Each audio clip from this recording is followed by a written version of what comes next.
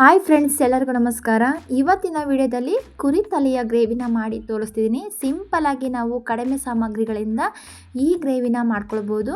ನಾವು ಕಾಂಬಿನೇಷನ್ ಆಗಿ ರೊಟ್ಟಿ, ಚಪಾತಿ ಮತ್ತು ಗೀ ರೈಸ್, ವೈಟ್ ರೈಸೊಂದಿಗೆ ಬಿಸಿ ಬಿಸಿ ಮುದ್ದೆಯೊಂದಿಗೆ ಕಾಂಬಿನೇಷನ್ ಆಗಿ ನಾವು ಮಾಡ್ಕೊಳ್ಬೋದು. ಯಾವ ರೀತಿ ಮಾಡ್ಕೊಳ್ಳೋದಂತ ಈ ವಿಡಿಯೋದಲ್ಲಿ ನೋಡ್ಕೊಂಡು ಒಂದ್ಸತಿ ಟ್ರೈ ಮಾಡಿ ನೋಡಿ. ಯಾರೆಲ್ಲ ನನ್ನ ಚಾನಲ್ನ ಹೊಸದಾಗಿ ನೋಡ್ತಿದ್ದೀರಾ ದಯವಿಟ್ಟು ವಿಡಿಯೋಕ್ಕೊಂದು ಲೈಕ್ ಮಾಡಿ ಫುಲ್ ವಿಡಿಯೋ ನೋಡಿ. ಈಗ ಯಾವ ರೀತಿ ಮಾಡ್ಕೊಳ್ಳೋದು ಅಂತ ಈ ವಿಡಿಯೋದಲ್ಲಿ ನೋಡ್ಕೊಳ್ಳೋಣ. ನಾನಿಲ್ಲಿ ಕುರಿ ತಲೆಯನ್ನು ನೀಟಾಗಿ ವಾಶ್ ಮಾಡಿಕೊಂಡು ಒಂದು 5ರಿಂದ 6 ಸಲ ವಾಶ್ ಮಾಡಿಕೊಂಡು ಇಟ್ಕೊಂಡಿದ್ದೀನಿ. ಆ ನಂತರ ಸ್ಟೌವನ್ನು ಆನ್ ಮಾಡಿಕೊಂಡು ಕುಕ್ಕರ್ ಇಟ್ಕೊಂಡಿದ್ದೀನಿ. 3ರಿಂದ 4 ಟೇಬಲ್ ಸ್ಪೂನಷ್ಟು ಎಣ್ಣೆ ಹಾಕ್ಕೊಂಡು ಎಣ್ಣೆ ಬಿಸಿ ಆದ ನಂತರ ಒಂದು ಬೆಳ್ಳುಳ್ಳಿಯನ್ನು ಸಿಪ್ಪೆ ತೆಗೆದು ಜಜ್ಜಿಬಿಟ್ಟು ಹಾಕ್ಕೊಳ್ತಿದ್ದೀನಿ. ಬೆಳ್ಳುಳ್ಳಿ ಚೆನ್ನಾಗಿ ಫ್ರೈ ಆದ ನಂತರ ನಾವು ಕುರಿ ತಲೆ ಮಾಂಸವನ್ನು ಹಾಕ್ಕೊಳ್ಬೇಕು. ರುಚಿಗೆ ತಕ್ಕಷ್ಟು ಸ್ವಲ್ಪ ಉಪ್ಪನ್ನು ಹಾಕ್ಕೊಳ್ತಿದ್ದೀನಿ. ಕಲ್ಲುಪ್ಪನ್ನು ಹಾಕ್ಕೊಂಡಿದ ನಂತರ ಈ ರೀತಿ ಚೆನ್ನಾಗಿ ಮಿಕ್ಸ್ ಮಾಡಿಕೊಂಡು ಬೇಯಿಸ್ಕೊಳ್ಬೇಕು. ನೀರು ಬಿಡೋವರೆಗೂ ನಾವು ಚೆನ್ನಾಗಿ ಬೇಯಿಸ್ಕೊಳ್ಬೇಕು. ಪ್ಲೇಟ್ ಮುಚ್ಚಿ ಈಗ ಬೇಯೋದಕ್ಕೆ ಇಟ್ಕೊಳ್ತಿದ್ದೀನಿ. ಈಗ ನಾವು ಅಷ್ಟರಲ್ಲಿ ಮಸಾಲವನ್ನು ರೆಡಿ ಮಾಡ್ಕೊಳ್ಬೇಕು. ಒಂದು 3 ಈರುಳ್ಳಿಯನ್ನು ಸಣ್ಣದಾಗಿ ಕಟ್ ಮಾಡಿಕೊಂಡು ಹಾಕ್ಕೊಂಡಿದ್ದೀನಿ. 1 ಗೆಡ್ಡೆಯಷ್ಟು ಬೆಳ್ಳುಳ್ಳಿ, ಸ್ವಲ್ಪ ಹಸಿ ಶುಂಠಿ, ಕೊತ್ತಂಬರಿ ಸೊಪ್ಪು, ಸ್ವಲ್ಪ ಚಕ್ಕೆ, 3 ಲವಂಗ, ಅರ್ಧ ಟೇಬಲ್ ಸ್ಪೂನಷ್ಟು ಅರಿಶಿನ ಪುಡಿ, ಸ್ವಲ್ಪ ನೀರು ಹಾಕ್ಬಿಟ್ಟು ನಾವು ಗ್ರೈಂಡ್ ಮಾಡ್ಕೊಳ್ಬೇಕು. ನೋಡಿ, ಈ ರೀತಿ ಮಸಾಲವನ್ನು ನಾನು ರೆಡಿ ಮಾಡಿಕೊಂಡು ಇಟ್ಕೊಂಡಿದ್ದೀನಿ. ಈಗ ಒಂದು ಕಪ್ಗೆ ನಾನು ಸ್ವಲ್ಪ ಗೋಡಂಬಿ, ಅರ್ಧ ಟೇಬಲ್ ಸ್ಪೂನಷ್ಟು ಗಸಗಸೆ, ಸ್ವಲ್ಪ ನೀರು ಹಾಕಿ ನಾವು ನೆನೆಸೋದಕ್ಕೆ ಇಟ್ಕೊಳ್ಬೇಕು.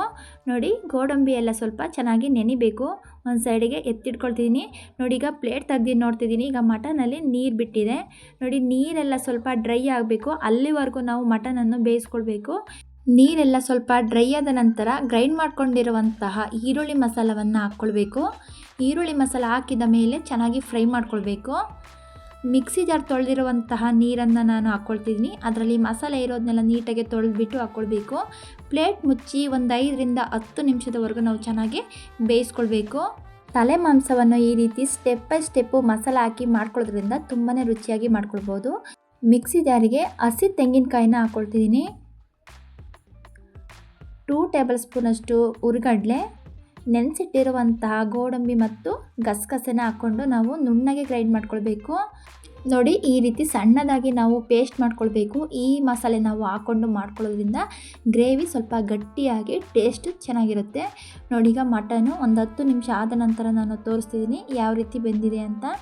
ಈಗ ನಾವು ಖಾರ ಪುಡಿಯನ್ನು ಹಾಕ್ಕೊಳ್ಬೇಕು. 1 ಟೇಬಲ್ ಸ್ಪೂನಷ್ಟು ಖಾರ ಪುಡಿ, 2 ಟೇಬಲ್ ಸ್ಪೂನಷ್ಟು ಧನಿಯಾ ಪುಡಿ ಹಾಕ್ಕೊಂಡು ಮಿಕ್ಸ್ ಮಾಡ್ಕೊಳ್ಬೇಕು.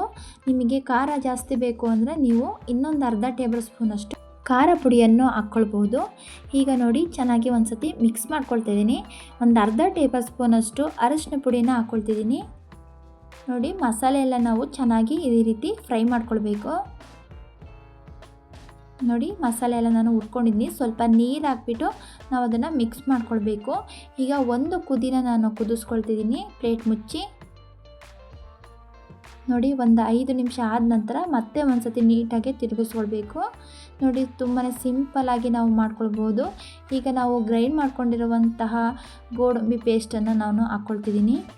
ಮಸಾಲೆ ಇರುವಂತಹ ಮಿಕ್ಸಿ ಜಾರಿಗೆ ನಾನು ನೀರನ್ನು ಹಾಕ್ಕೊಂಡು ಈಗ ಹಾಕ್ಕೊಳ್ತಿದ್ದೀನಿ. ಮಿಕ್ಸ್ ಮಾಡ್ಕೊಳ್ಬೇಕು.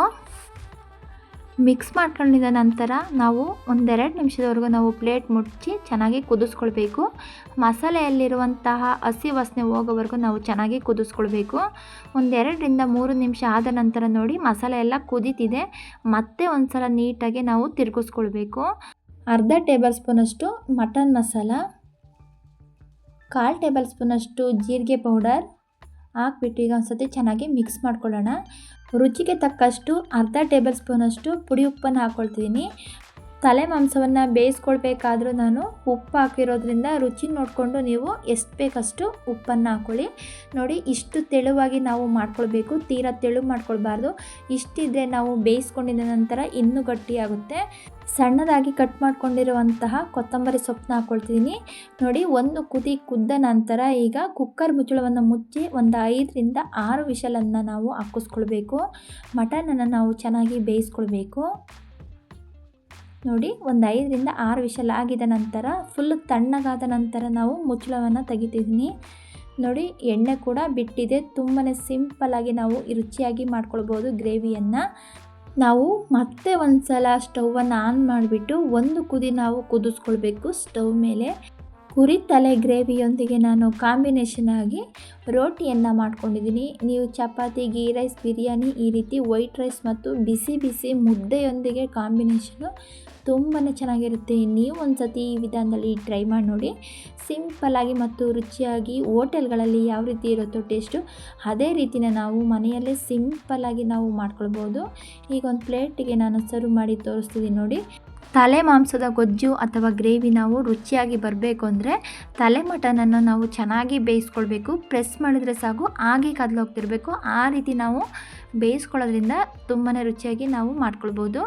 ಯಾರೆಲ್ಲ ನನ್ನ ಚಾನಲ್ನ ಹೊಸದಾಗಿ ನೋಡ್ತಿದ್ದೀರಾ ದಯವಿಟ್ಟು ಸಬ್ಸ್ಕ್ರೈಬ್ ಮಾಡಿಕೊಂಡು ಪಕ್ಕದಲ್ಲೇ ಇರುವಂತಹ ಬೆಲ್ ಬಟನನ್ನು ಕ್ಲಿಕ್ ಮಾಡಿ. ನಾನೀಗ ಒಂದು ತಟ್ಟೆಗೆ ಸರ್ವ್ ಮಾಡಿಬಿಟ್ಟು ತೋರಿಸ್ತಿದ್ದೀನಿ. ಕಾಂಬಿನೇಷನ್ ಆಗಿ ನಾನು ಪರೋಟವನ್ನು ಮಾಡ್ಕೊಂಡಿದ್ದೀನಿ ನೋಡಿ. ತುಂಬಾ ಸಿಂಪಲಾಗಿ ಮತ್ತು ರುಚಿಯಾಗಿ ಮಾಡ್ಕೊಳ್ಬೋದು. ಯಾರಿಗೆಲ್ಲ ಈ ರೆಸಿಪಿ ಇಷ್ಟ ಆಯಿತು ದಯವಿಟ್ಟು ಫ್ಯಾಮಿಲಿ ಜೊತೆ, ಫ್ರೆಂಡ್ಸ್ ಜೊತೆ ಶೇರ್ ಮಾಡಿ.